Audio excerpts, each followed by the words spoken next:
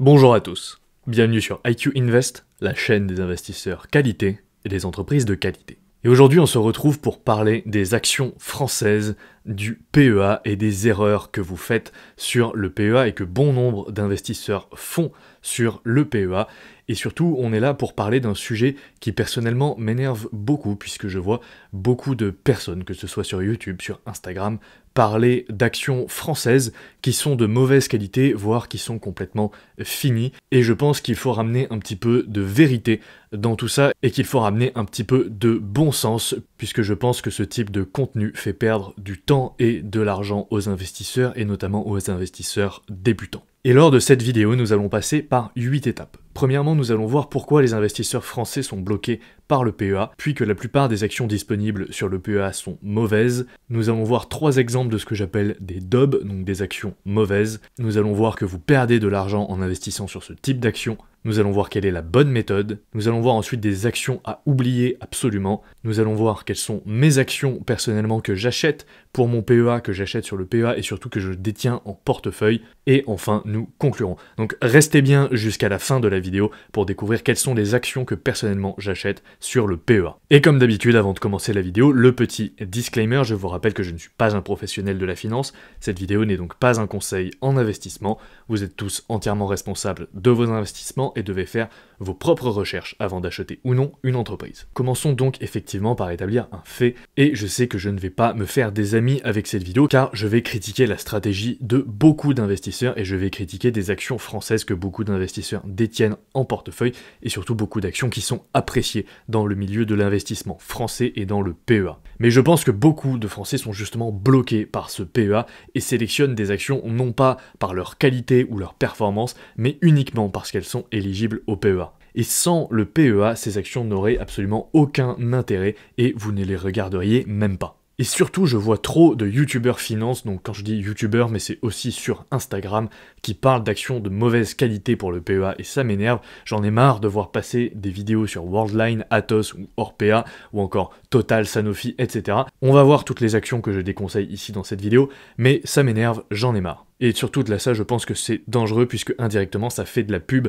pour des actions qui n'ont aucune performance. Et donc ça fait perdre in fine du temps et de l'argent aux investisseurs. Sans oublier le piège dans lequel beaucoup de gens tombent en débutant en bourse, qui est le piège des rendements élevés. Je sais que des dividendes à 4, 5, 6, 7% sont attractifs, mais il ne faut pas oublier que ce rendement se fait au détriment de la performance et que sur le long terme, même en réinvestissant ces dividendes, vous êtes perdant. Mais ne vous inquiétez pas, nous allons voir tout ça dans cette vidéo. Ensuite, il est important de rappeler que la plupart des actions PEA sont mauvaises. En effet, la plupart des actions européennes sont de moins bonne qualité que d'autres actions comme les actions américaines. Par exemple, en règle générale, les actions européennes sont plutôt mauvaises et ont une moins bonne performance, et c'est pour ça que les ETF type Stoxx 50 ou 600 sous-performent le S&P 500. Donc il y a beaucoup d'actions qui stagnent et qui font perdre de l'argent. Ces actions-là ont souvent une croissance faible, qui sont accompagnées de marges faibles et d'un mauvais retour sur investissement que vous pouvez mesurer via le ROE ou le ROCE par exemple. Et ces actions sous-performent le S&P 500, que vous réinvestissiez les dividendes ou pas. Donc dans ces cas-là, quel est l'intérêt d'acheter une action qui sous-performe un indice quand vous pouvez tout simplement acheter un ETF qui réplique ce même indice, que ce soit sur compte titre ou PEA? Et enfin, s'il vous plaît, arrêtez d'espérer des rebonds. Je vois encore trop de vidéos, comme je l'ai dit, sur Atos, Orpea, Worldline. Ces entreprises sont finies. C'est terminé. Elles ne remonteront jamais. Et si vous regardez à droite les courbes de ces 3 sociétés, ça fait peur. Moi, personnellement, ça me fait froid dans le dos et je ne veux jamais mettre un seul centime sur ces 3 sociétés. Et ce n'est pas possible de continuer à voir des vidéos sur YouTube à ce propos, même si je sais que la plupart des youtubeurs le font uniquement pour attirer l'attention, puisque ce sont des noms qui attirent l'attention. Donc nous allons voir 3 exemples de DOB. Donc des DOB, selon moi, ce sont des actions tout simplement mauvaises qu'il ne faut surtout pas acheter. Premier point, nous avons Sanofi. Alors là, je sais que ça va faire débat puisqu'il y a beaucoup de personnes qui détiennent Sanofi en portefeuille, mais Sanofi a une note de 8 sur 20 et elle n'est clairement pas de bonne qualité. Ensuite, on a Total, ici aussi, je sais que ça va faire débat, mais Total a une note de 6 sur 20 et elle est de très mauvaise qualité. Et ensuite, on retrouve Danone. Danone, c'est une catastrophe avec une note de 3,5 sur 20, en sachant que toutes ces notes sont calculées via ma méthode d'analyse quantitative, et si ça vous intéresse, vous retrouverez la playlist méthode sur ma chaîne qui vous explique tout ça. Et si on regarde un peu la performance des actions de ces 3 entreprises, on voit que Sanofi Total ou encore Danone ont fait du surplace pendant quasiment 20 ans. Et si vous regardez le cours de l'action de ces trois entreprises, n'a pas évolué ou très peu depuis les années 2000 et ça c'est catastrophique pour votre performance. Et là vous allez me dire, oui mais ce sont des entreprises qui versent des dividendes, donc qu'est-ce qui se passe si on prend en compte la performance de ces dividendes? Et c'est ce que nous allons voir. Tout de suite je vous ai fait une petite simulation ici où on compare la performance en total return, donc dividendes réinvestis, de Sanofi, Total, Danone avec l'ETF ESE, donc l'ETF BNP Paribas S&P 500 qui est éligible au PEA. Et là, vous voyez que le S&P 500, sur les 10 dernières années, bat à plate couture nos trois actions, même avec les dividendes réinvestis. Et ce n'est pas une petite surperformance, puisqu'on parle quasiment de 200% de performance en plus. Donc avec tout ça, et en achetant ce type d'entreprise, vous perdez de l'argent. Et vous devez vous poser la question, mais quel est votre but ?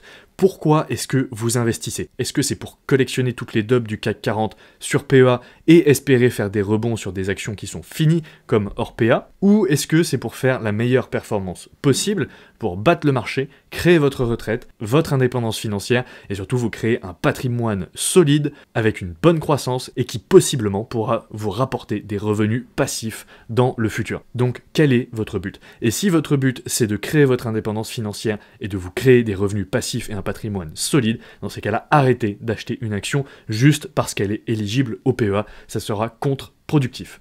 Et surtout, arrêtez d'acheter une action parce qu'elle a un rendement élevé en dividende. Comme on l'a vu, ce n'est pas parce qu'elle verse un beau dividende qu'une entreprise va performer, et même en prenant en compte la performance des dividendes réinvestis, vous allez sous-performer le S&P 500. Donc maintenant, nous allons voir quelle est la bonne méthode pour faire fructifier votre patrimoine et vous créer des revenus passifs.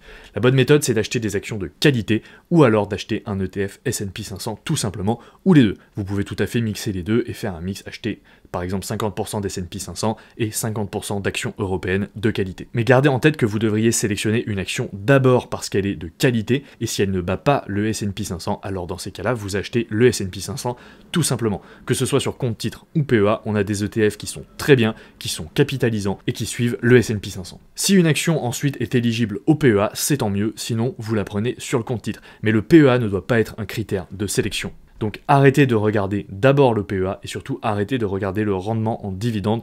Votre seul critère de sélection pour une action, ça doit être sa qualité, donc c'est-à-dire sa croissance, ses marges, ses free cash flow et son retour sur investissement. Si vous voulez sélectionner les meilleures actions du marché, vous pourrez retrouver mon application qui dispose d'un Quality Stock Screener qui vous permet de sélectionner les meilleures entreprises parmi plus de 1700 entreprises du monde entier et trouver des actions de qualité en quelques instants grâce à l'analyse quantitative. Sur cette application, vous pouvez également faire des analyses fondamentales de vos actions en répondant à une checklist fondamentale et également acheter au meilleur moment grâce à une watchlist personnalisée qui vous permet de suivre l'évaluation du prix des actions en temps réel.